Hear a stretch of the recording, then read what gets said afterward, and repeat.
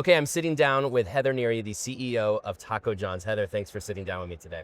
Thanks for being here. We're at RLC, which of course, I feel like for me, the time of year, April, is kind of a nice check-in on how things are going for the year, right? Yes. So I'm gonna do that for you, turn that on you. For Taco John's, April of 2025, how are things going this year for Taco John's?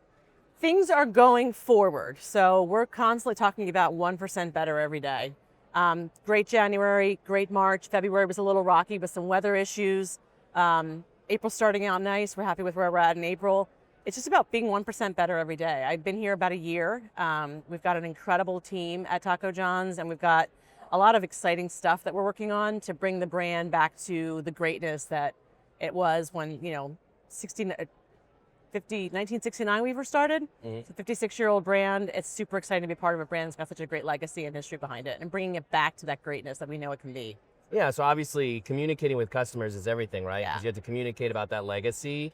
What's Taco John's marketing message today? What is that promise that you try to show the customers every day? Yeah, so it's nothing really crazy new. It's just that we're talking about it for the first time ever. So we make a lot of our ingredients in-house. We prepare things fresh in the restaurant. Like our competitors and others in the industry aren't doing it. We're doing it in our restaurants. We just don't tell anybody about it. So we're just talking about that quality message, talking about that guest service message, things that we've already been doing, things that we're known for. We're just really amplifying that to customers that haven't visited us. And we're doing it in the way, like from a digital marketing perspective, we haven't had digital marketing presence hardly at all. We've got a great new CMO in role who's actually here at this event, and he's doing a lot of really exciting things around making sure the right customers are seeing our messages and making sure that the right customers are engaging with us. We've got a great core audience that are generally Gen X and beyond. Myself being a Gen Xer too, I can claim that. But we haven't done a lot of work around attracting a younger audience. So one of our key initiatives for this year is finding younger audiences to come enjoy us. We talked to a lot of folks that are Gen Xers who were like, oh, when I was in high school, you were the place to go. Well, why can't we go back to being that? Like, why can't we be the place for people that are younger now? And so we've got a great social media team. We've got a lot of great digital marketing. We've made a lot of tweaks to our app. We're actually updating our app, which should be rolling out any day now. We updated our website. We're doing a lot of things to make it easier for customers to engage with us, and also just making sure that we're in the consideration set with our younger consumers. Yeah, there's so much opportunity in this regard, right? Because of the technology alone. Right. It overwhelms me, and I'm in the media business, and even social media, it overwhelms me how much you can do. How do you really hone the message, especially on social media, so that you're authentically telling the Taco John's story? I think it's just being true to who we are. We've got some key messaging points that we're sticking to, and we're just continuing to talk about those things over and over again. We also love that a lot of our younger guests who are engaging with us are creating their own content. So like let's applaud that. Let's amplify that with our social media channels, and just making sure that we're present in the right spaces, whether it's TikTok or Instagram or Reddit or the different forums that are out there. Make sure that we're being relevant in the places where guests want to interact with us. Sure. Okay, so Potato Olés. Oh my gosh. So I had a Taco Literally John's the best growing ever. up, and Where did you grow up? Athens, Ohio. Okay. I think it's still there. Probably. And when I was there, they told me it's the furthest east Taco John's in the whole country. Not anymore, but yes. Okay, yes, at the time. But Potato Olés, I gotta know, like in Choco Tacos, RIP, we don't have to get into that, but the Potato Olés is a brand unto itself. It is. So I want to ask you about that, because it's like, especially connecting with younger consumers, branding's everything. Totally. So how do you really lean into that brand? Just talking about it, Yeah. right? I mean, again, if you know Taco John's from your childhood, whether you're a millennial or a Gen X or whatever, you know Potato Olés. Yeah. We have not done a great job of talking about Potato Olés to our younger guests. Once they hear about them and see them, they love them. The popability, the dipability, there's a lot of fun components to that we just haven't talked about in a long time. And it's not like we're reinventing the wheel. We're just talking about what we've always done and how we've always done it. And those little nuggets of golden deliciousness are just like the best thing ever. Ice level, whatever it was. It was It's like a I could special just like seasoning. keep going. Yeah, I could just keep Yeah, eating those me nonstop. too. Oh, And I do, way too much. I was gonna say Dip them in dangerous. sour cream, dip them in cheese, dip them in both together, dip them in salsa and cheese and sour cream. Next and then, time I'm going home, Yeah. I'm trying all those things. Okay, you mentioned fresh preparing ingredients. Yes. One thing I think must be a great opportunity for Taco John's is value messaging. Yeah. Tell me about that, especially today. Obviously, the economy is really volatile right now. We know consumer sentiment's off a cliff. Tends to be in a time like this when people are pulling back on discretionary income. Your value messaging is so key to kind of getting their attention. So how do you lean into that value message, particularly as a brand that does fresh prepare ingredients? Yeah, so I think for us, it's about, again, customizing the message for who we're talking to. So a lot of our value messaging is coming through our digital platforms and coming through our app, and it's available via the app. So we're trying to make sure consumers are engaging with us in ways that make sense for everybody involved. So we're pushing value meals different times of the day. We still do Taco Tuesday. I know there's a big debate there. I wasn't there when it happened. Sure. But Taco Tuesday is still something we're really known for. And it's a great way in the middle of the week, you're busy with your kids. What a great way to enjoy a quick dinner that's affordable for your family. Yeah. I also think the other side of that coin is that value means different things to different people. And value can be a really high quality prepared meal that is also at a price that makes sense for your family. And I think we can deliver a high quality meal at a price point that is still approachable for families. Sure. You are fairly new to Taco John's. I am. But you have an extensive career in food service. Way too long. I did the numbers yesterday. It's really long. It's a good thing. You could have been in another industry. So to be True. fair, you picked a good one. So you were with Auntie Anne's. I was. You were with KBP, the franchisee for Taco Bell. Here you are at Taco John's. I'm curious about leadership because you've had a leadership opportunity at other companies. What do you bring with you as a leader into Taco John's, and how did you want to change culture as part of that? Yeah, I think for me, I'm just me. I can't help it being I'm so transparent. It's probably sometimes not a great thing. I think for me, it's just talking about what I believe in and what I think is important to me. And that's, I talk about the 5 C's all the time. It's consistency, it's collaboration, it's communication, it's culture, and it's kindness. And it's, I want to be treated I want people to treat me how I treat other people. So it's kind of this reciprocal relationship. It's recognizing the hard work of our team members, recognizing the hard work of our crew members, thanking our franchisees for the work that they're putting in, and getting their input into what we're doing is how we develop a brand that we're all excited about and that we're all really proud to be part of. How, especially in a time of volatility, as I mentioned, right now it's volatile. What are you talking about? It's so volatile. chill. Oh no, a nice, easy little Yeah, you say that if you didn't look at your 401k recently, but in a time like this, as a leader, you have to be firm, right? You have to be strong for your people. I'm curious about your team and how you've been able to provide leadership at a time when we don't know what's going to happen this year. Yeah, it's a great question. I think for me, it's about, again, the transparency and being genuine. And hey guys, this is a rough time. Let's figure out what we can do to regroup here. Let's look at sales. Let's figure out where we've got pockets of challenges and what can we do to go and do a little mini task force in those challenges. What can we do to push ourselves to be 1% harder every day? How can we all work smarter and harder and more aggressively? And, I think when your team believes in the strategy and when the team believes in the mission and when you're all marching forward together, you can make a lot of that stuff happen even in times of volatility and uncertainty, which uncertainty is the name of the game right now, right? Sure. Okay, in that time that you've been with Taco John's, I'm sure you've come up with a plan for the direction you want to steer this. Give us a glimpse of that plan for Taco John's. What do you think is the direction for it in the coming years? Oh, I have such bold plans. Yeah. I'm not going to share with you all my plans. Okay, Sam. Just a taste. But we'll follow up in a year or two. Again, we started in 1969. Our founding story is incredible. It was 2 gentlemen, Wyoming, Cowtown, Frontierville. Super, super rustic. Really incredible story of how they started the brand and how they grew it in these small towns across the upper Midwest. Let's harness all of that as we begin to look at who we are moving forward. So I don't think we need to, again, we're not reinventing the wheel. We're not starting over from scratch. We're taking what's already really great about us and all the equity we have in our brand and just amplifying it more. I think the brand has a ton of runway in front of it in terms of same-store sales comps and unit growth. And I think we've got a great market in the upper Midwest. We also have a lot of white space to go out from there. So start it up here, and then we can grow 1 level out, and then 1 level out again, and then 1 level out again. We're not going to go do flag planting. We're not going to go, apply a flag in, Timbuktu. Yeah. But we are going to continue to grow in the markets that we're strong in. We're going to make sure we're growing with the right franchisees. We're going to make sure we're providing with the right support. I think it's all about responsible franchise growth. It's about being really responsible, being really disciplined, being prepared to say no to opportunities that are shiny and special, but maybe aren't the right time for us to be there or there or there. You have an interesting perspective, having been with a franchise group, but Yes. also being with a franchisor. What did you glean from that experience that helps you in your relationship with franchisees today? I think franchisees and franchisors have a, healthy, it's important for us to have a healthy tug and pull and back and forth. And I think one of the things that hopefully I bring to the table is that I've been in their shoes. and I know what the impact is of another monthly fee or an item that we're launching that's high cost of goods, high complexity, slows down the line. I understand all that stuff. I hopefully am speaking their language. I spent a lot of time over the past 13 months talking to franchisees, not just talking to them on the phone, but going to their restaurants, visiting with them, watching them working in their restaurants. I just think it's really important for our franchisees to be heavily involved in helping us make the right decisions to grow.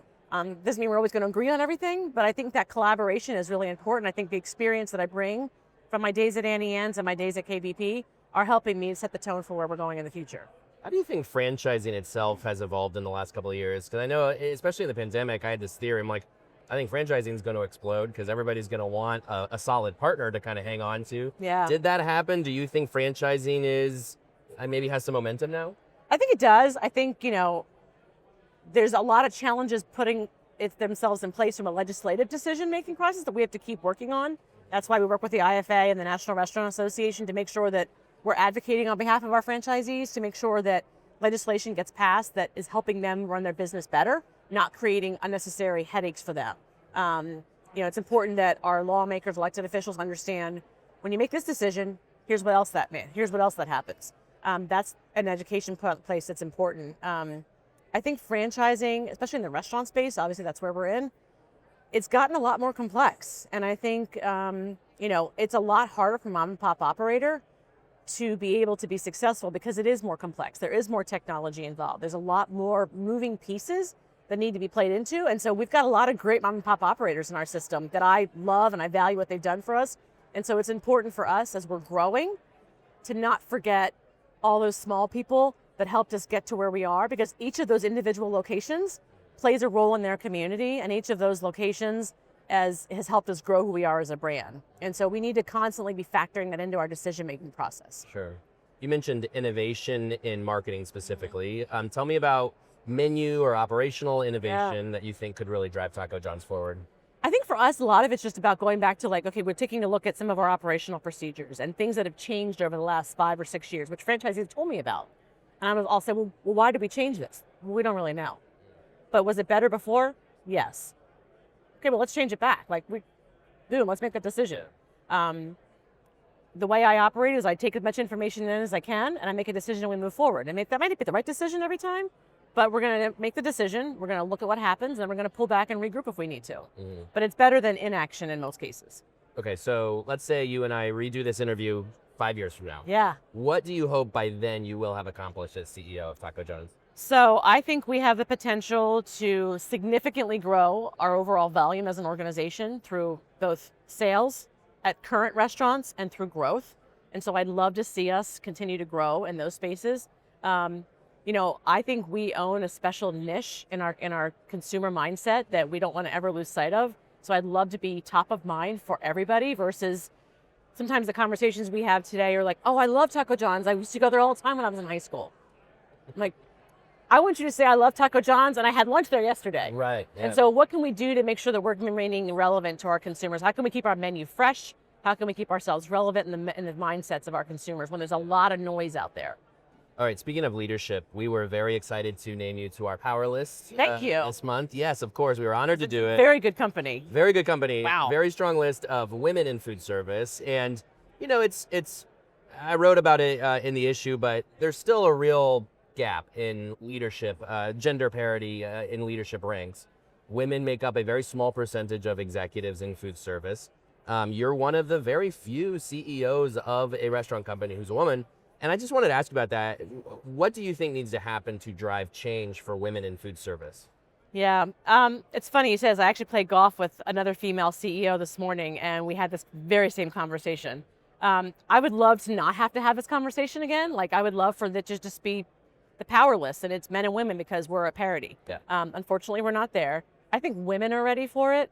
I do think in some cases, companies just kind of have a little bit of an old school mindset. We have to constantly force ourselves to not fall into that unconscious bias and to recognize that diversity of thought is good for everybody involved. And so while it's easy, I think it's our subconscious to gravitate towards somebody who looks like us, who sounds like us, who has the same background as us. It's important for us as leaders to surround ourselves with other leaders who are different and who bring different schools of thought. I also will say, as a woman in the food service industry, one thing that I've heard over and over again, women are the primary decision makers in the households. Women are deciding whether we're going to Taco John's or another QSR because we're busy that night. And so why wouldn't we have women working for us, helping us to make decisions? Like, we need to make sure that our executive team and our corporate team accurately reflects the guests that are visiting our restaurants and the guests that are working, and the employees that are working in our stores. Yeah, that's great. All right, Heather, last question for you. Yeah. Something very near and dear to both of us. Alex's Lemonade Stand Foundation. Yes. We both are participating in this organization. You've been participating for several years. 15. I'm relatively new to the organization, but very excited to be a part of this. I want you to talk a little bit about your work with the foundation and why this organization means so much to you. Yeah. Alex's Lemonade Stand Foundation, for anybody who doesn't know, is an incredible pediatric cancer research foundation started by a little girl named Alex. She was born in 1996, diagnosed with cancer in her first year of life, passed away in 2004. But before she passed away, she had this passion for lemonade stands, and she was going to give the money back to her doctors to help find a cure for other children so that other children wouldn't suffer like she did. Incredibly, incredibly humbling story. I was working for Auntie Anne's. We were doing a charitable audit. Alex just came in and pitched us. I didn't know a whole lot about them besides the lemonade stand, which tied in nicely with Auntie Anne's and our lemonade. But I heard from Liz and Jay, who are Alex's parents, and their passion for what they're doing and their knowledge and their desire to help find a cure once and for all these childhood cancers that are out there really resonated with me. As a mom, as a spouse, as a human being, been involved with them since 2011. And so, I've raised money for them in various ways. Alex has raised money with them through Auntie Anne's. At KBP, we raised money. I personally raised money. I've done 10-mile races in Philadelphia while I'm raising money. And I literally was at like mile 8.5 doing the Broad Street run in Philly and ready to throw up, literally. And I ran past Liz, who was cheering us on because we all had these really bright yellow shirts on. And she's cheering us on. And my mind was like, Heather, you're only running 10 miles. She lost her daughter. If she can lose her daughter and go on, you can finish this stinking race.